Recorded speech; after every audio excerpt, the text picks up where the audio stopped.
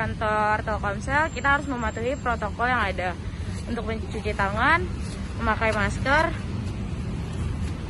dan menjaga jarak di kantor Telkomsel dan IndiHome di Jakarta Pusat.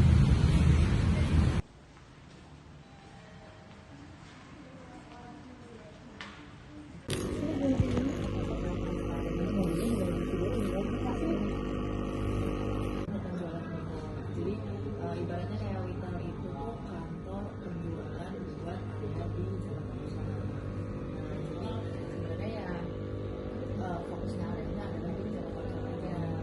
Kalau di sini tuh batasnya dari mana ya Pak?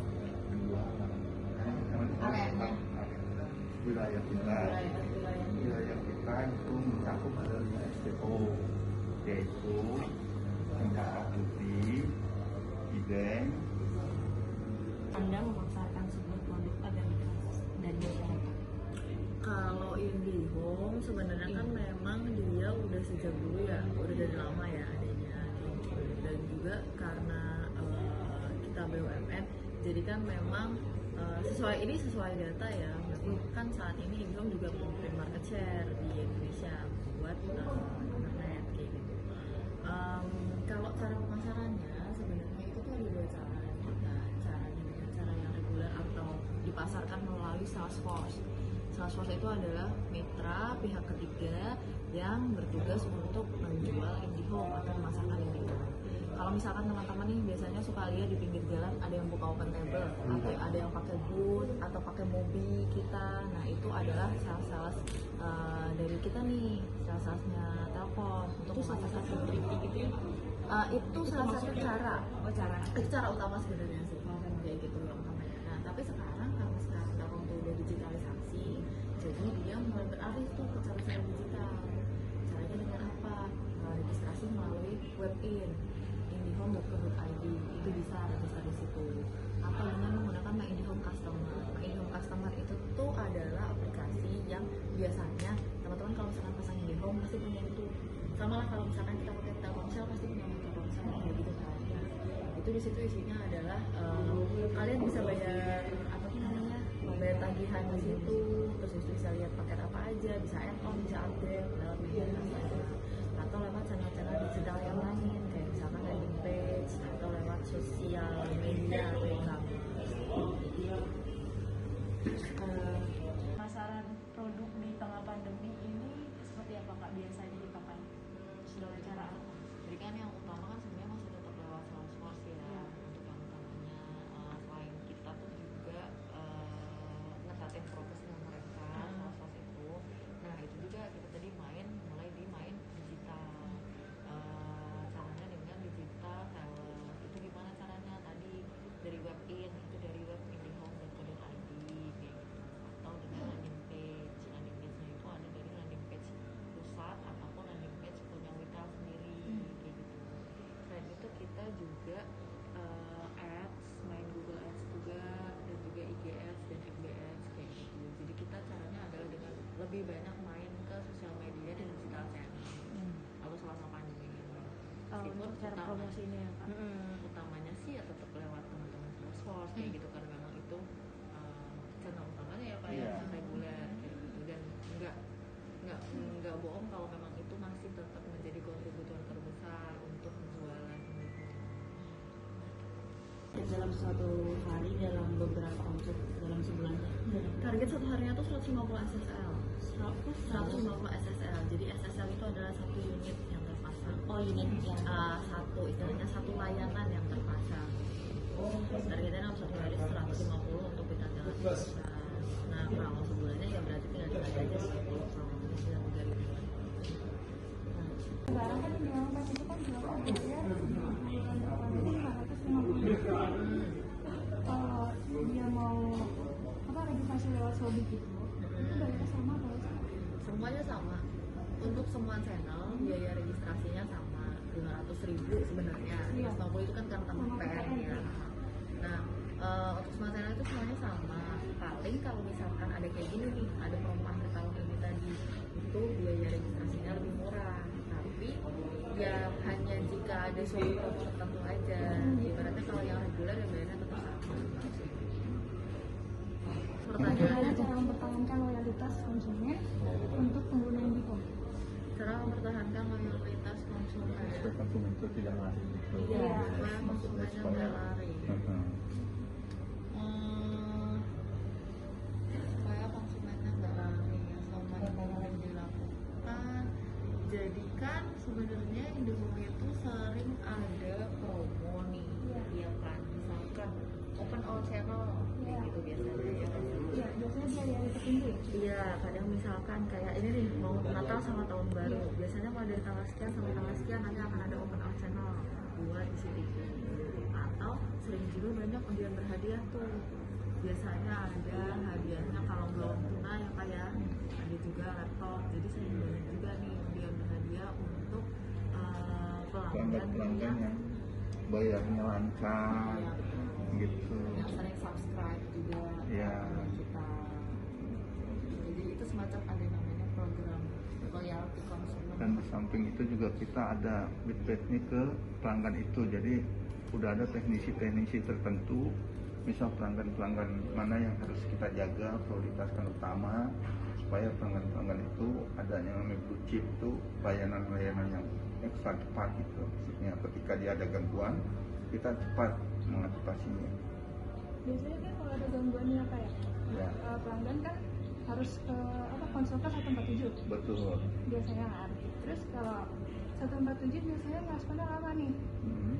Terus konsumen marah-marah kan salesnya pasti kan. Betul. Itu gimana sih Kak cara menanggulanginya?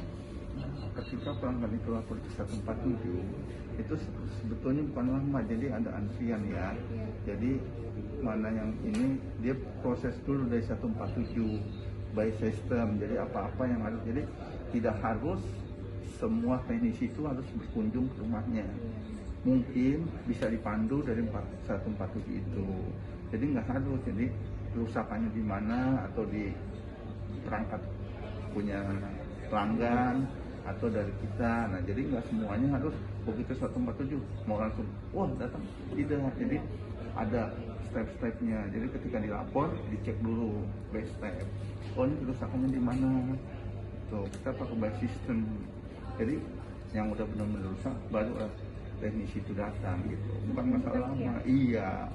Jadi kalau begitu bukan langsung lempar aja, lempar oh memang bukan. Jadi bingung. Kadang kan juga customer kan kayak pengennya cepet nih, ini soalnya dibutuhin. Nah, makanya kan setiap itu dari 147 dipandu kan. Iya.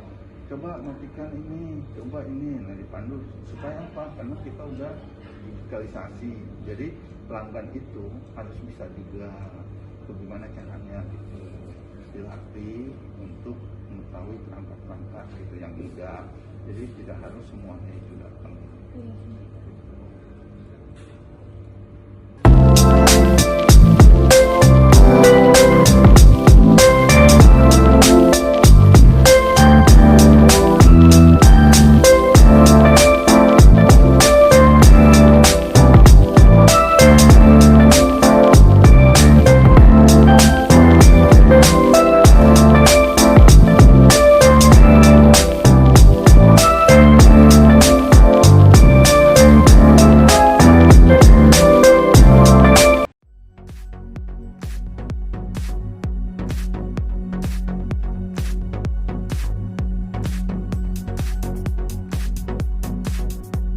Pada tanggal 23 Oktober 1856, di era kolonial Belanda, dimulai operasi layanan jasa telegraf elektromagnetik pertama yang menghubungkan Jakarta dengan Bogor. Tanggal tersebut dijadikan patokan sebagai hari lahir Telkom Indonesia.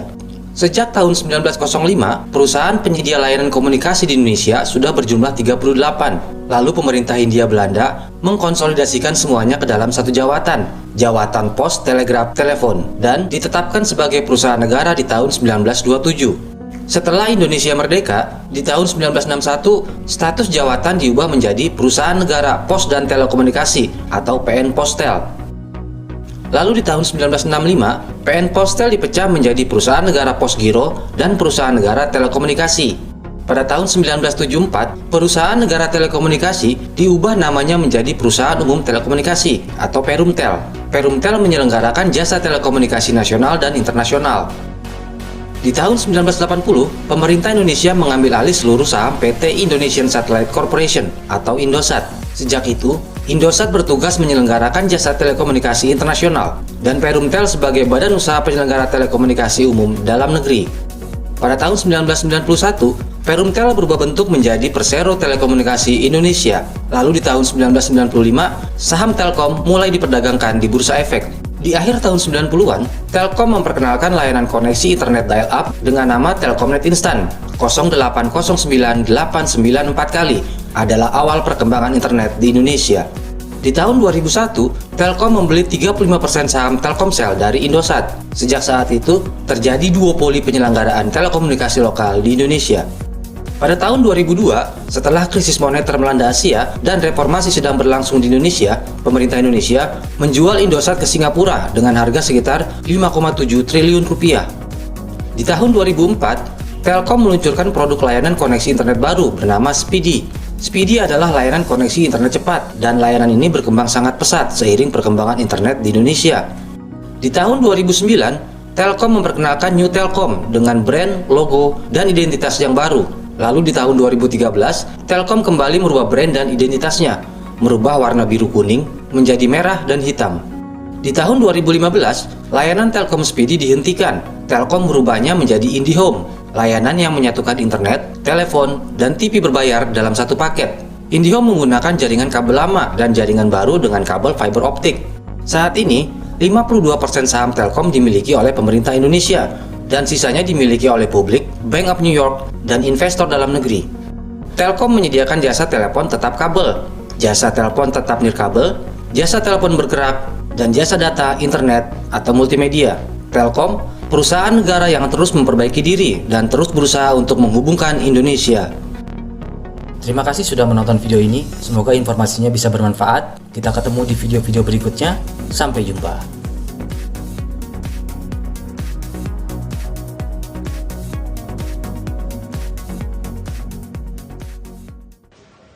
Sekilas sejarah Telkom Indonesia. PT Telkom Indonesia adalah badan usaha milik negara bergerak dalam bidang jasa layanan teknologi informasi dan komunikasi dan jaringan telekomunikasi di Indonesia. Pada tahun 1965, berdirinya Telkom ditandai saat PN Pastel dibagi menjadi perusahaan negara pos dan giro, dan perusahaan negara telekomunikasi berdasarkan PP nomor 30 pada tanggal 6 Juli 1965. Dan kemudian pada tahun 1974, PN Telekomunikasi disesuaikan menjadi Perusahaan Umum Telekomunikasi atau disebut juga dengan Perumtel. Dan selanjutnya pada tahun 1957, Perumtel berubah menjadi Perusahaan Perseroan atau disebut juga Persero Telekomunikasi Indonesia berdasarkan PP nomor 25 tahun 1991. Sejak tahun 2016, manajemen Telkom menetapkan tanggal 6 Juli sebagai hari lahir Telkom. Visi dan misi PT Telkom Indonesia, yaitu visinya menjadi digital telekomunikasi pilihan untuk memajukan masyarakat Indonesia. Lalu misinya yang pertama yaitu mempercepat pembangunan infrastruktur dan platform digital cerdas yang berkelanjutan, ekonomis, dan dapat diakses oleh seluruh masyarakat Indonesia. 2. Mengembangkan talenta digital unggulan yang membantu mendorong kemampuan digital dan tingkat adopsi digital bangsa. Lalu yang ketiga, mengekorisasi ekosistem digital untuk memberikan pengalaman digital pelanggan yang paling terbaik.